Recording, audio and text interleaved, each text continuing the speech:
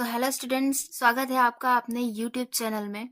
पिछले वीडियो में हमने सीखा था कि टैब क्या होते हैं, रिबन्स क्या होते हैं, इनके अंदर जो मेन्यू दे रखे हैं, ये सारी चीज़ें हमने सीखी थी। आज की वीडियो में हम सीखेंगे रोज क्या होते हैं, कॉलम्स क्या होते हैं, लास्ट कॉलम कैसे जाते हैं, लास्ट एंड कैसे जाते हैं, ये सारी चीज़ें सीखेंगे। तो इसी तरह से अपना प्यार और सपोर्ट बनाए रखिएगा। चलिए बिना किसी देरी के स्टार्ट करते हैं इस वीडियो को।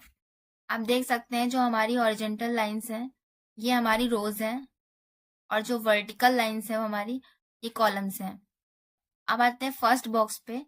तो फर्स्ट बॉक्स हमारा क्या होता है, सेल होता है। इनको हम सेल बोलते हैं, मतलब जो कि रो और कॉलम से मिलकर बनता है उसको हम सेल बोलते हैं। ठीक है, जो रो एंड कॉलम के इंटरसेक्शन से बना होता है उसे हम सेल बोलते हैं। अब मान लीजिए हम यहाँ पे कर्सर अपना रखते हैं, बॉक्स को यहाँ ले आए, तो इसका एक एड्रेस होता है। वो एड्रेस क्या होगा, D6, यानी नेम बॉक्स आपका शो कराएगा यहाँ पे D6 में हो आप अभी। ठीक है, अगर आप जानना चाहते हैं कॉलम्स कहाँ तक होते हैं, तो इसके लिए एक शॉर्ट की मैं बता रही हूँ जो कि आप नोट डाउन कर लीजिएगा। अब इस आप कॉलम के राइट में जाना चाहते हैं, एकदम एंड में जाना चाहते हैं कितनी कॉलम्स हैं हमारे पास, तो हम कंट्रोल के साथ राइट एरो की प्रेस करेंगे तो हम लास्ट में एंड में पहुंच जाएंगे, जहां पे लास्ट कॉलम आपको दिख रहा है XFD। अगर आप पेन पेपर लेके बैठे हो तो प्लीज नोट डाउन कर लीजिए, क्योंकि एक्सेल में शॉर्ट कीज बहुत इंपॉर्टेंट होती है, मोस्ट इंपॉर्टेंट होती है। ठीक है, और लास्ट, अब अगर फर्स्ट एरो पे जाना है तो हमें कंट्रोल के साथ लेफ्ट एरो, हम आ जाएंगे फिर से वहीं।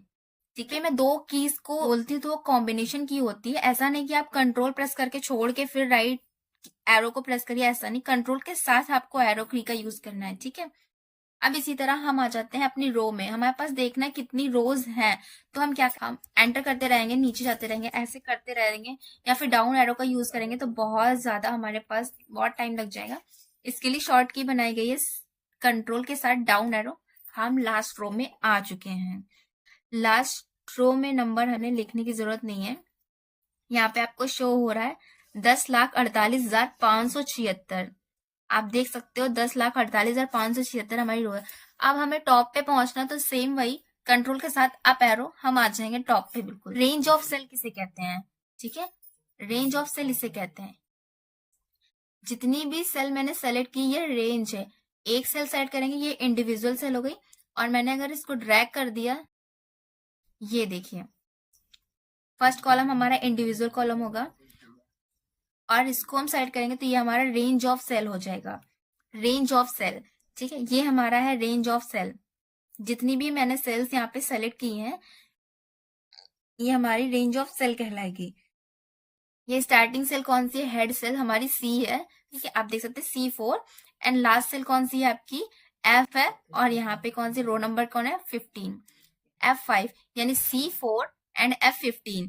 ठीक है, इसको हम इस तरह से लिख सकते हैं, C4 कॉलन F15। ठीक है, जब हम फॉर्मूला अप्लाई करते हैं तब हम इसको ऐसे लिखते हैं, रेंज ऑफ सेल। जब हम फॉर्मूला अप्लाई करते हैं तब हमें रेंज ऑफ सेल की नीड पड़ती है, जिसको हम इस तरह से लिखते हैं, C4 कॉलन F15 पढ़ते हैं। जैसे कि आप देख सकते हैं यहाँ पे आपको कई सारी शीट दिख रही हैं, जैसे शीट 1, शीट 2, शीट 3। आप यहाँ प्लस बटन पे क्लिक करते हैं, जैसे ही क्लिक करेंगे आपके पास एक नई शीट आ जाएगी। ठीक है, और इसको ऐड करने की एक शॉर्ट की क्या होती है, शिफ्ट के साथ F11 प्रेस करेंगे तो आपकी एक शीट और ऐड हो जाएगी। देखिए, शिफ्ट प्लस F11 है ना।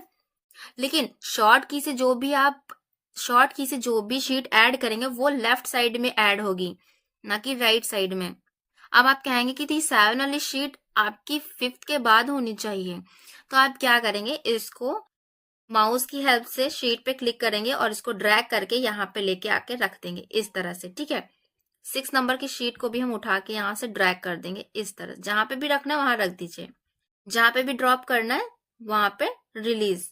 आप देख सकते हैं यहाँ पे हमें रिलीज। ठीक है, सो नाउ मैंने आपको बताया शीट इंसर्ट कैसे करते हैं और उसकी शॉर्ट की क्या होती है। ठीक है, और शीट को अरेंज कैसे कर सकते हैं, मान लीजिए इधर उधर हो गई तो उसको हम ड्रैग कर सकते हैं, ड्रैग एंड रिलीज।